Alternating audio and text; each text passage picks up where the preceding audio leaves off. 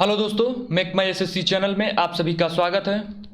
आज हम journal science पढ़ने वाले हैं। जर्नल साइंस में हम केमिस्ट्री पढ़ेंगे। केमिस्ट्री में हम आरआरबी, एनटीपीसी और ग्रुप डी में आए हुए प्रीवियस ईयर क्वेश्चंस कर रहे हैं। इसमें हम टोटल 500 क्वेश्चन करेंगे। आज डे 2 है। अब तक हमने 25 क्वेश्चंस किए हैं प्रीवियस ईयर के आए हुए। इस वीडियो में हम 25 क्वेश्चन और करेंगे। तो चलिए आज के सेशन शुरू करते हैं। क्वेश्चन नंबर 26, बारूद का मिश्रण है नाइट्रेट सल्फ। बारूद में किस चीज का मिश्रण होता है? नाइट्रेट, सल्फर व काठ कोयला। इसका करेक्ट आंसर है नाइट्रेट, सल्फर व काठ कोयला।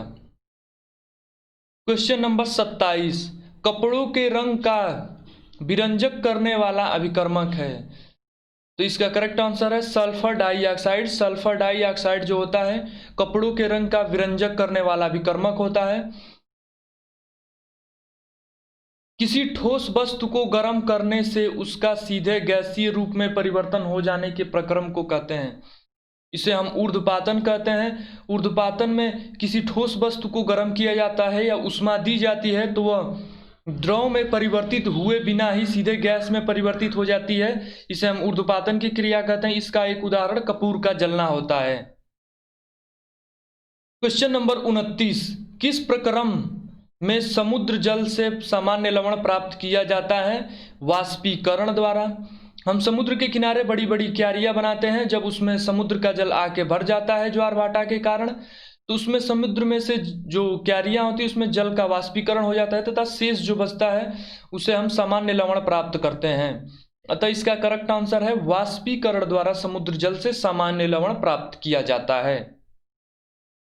क्वेश्चन नंबर 30, सिल्वर हैलाइड का उपयोग फोटोग्राफी प्लेट में होता है क्योंकि वे रंगहीन होते हैं। इसीलिए सिल्वर हैलाइड का प्रयोग फोटोग्राफी प्लेट में होता है। वे रंगहीन होते हैं इसलिए उनका फोटो पर कोई भी प्रभाव नहीं पड़ता है।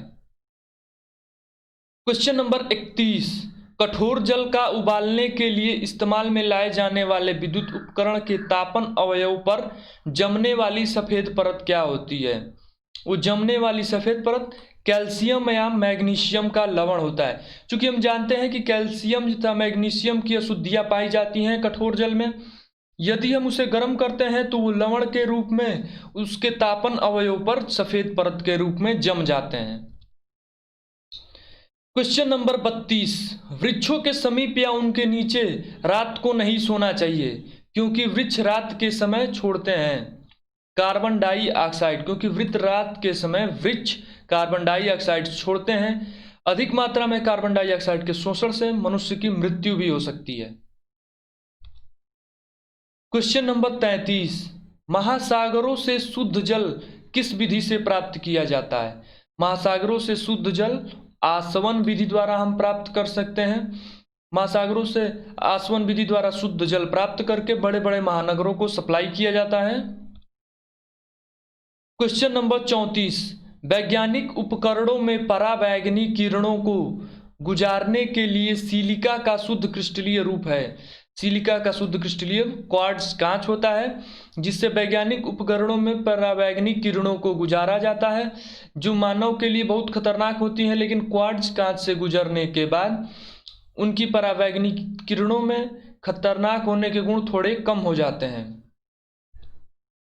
क्वेश्चन नंबर 35, हरे फलों को पकाने के लिए काम में लाई जाने वाली गैस है। इसका करेक्ट आंसर है एथिलीन। एथिलीन द्वारा हम हरे फलों को पकाते हैं। क्वेश्चन नंबर 36, सामान्य लवण कौन सा होता है?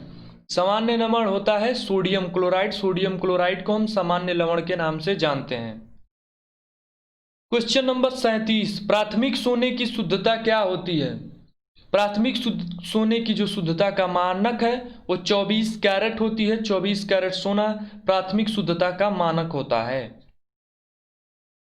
क्वेश्चन नंबर 38, चट्टानों पर से गुजरने के बाद जल में क्या घुलकर कठोर हो जाते हैं? जल में कैल्शियम कार्बोनेट तथा मैग्नीशियम कार्बोनेट की अशुद्धियां घुल जाती हैं, लेकिन चट्टानों से गुजरने पर जल में सिर्फ कैल्शियम कार्बोनेट की अशुद्धि घुलती है, जो जल को कठोर बना देती है। हम जानते हैं कि जल की कठोरता का कारण कैल्शियम तथा मैग्नीशियम के कार्बोनेट तथा बाइकार्बोनेट होते हैं। क्वेश्चन नंबर 39, सर्पशील एक प्रशांतक है। जो सर्पशील होता है वह एक प्रशांतक होता है।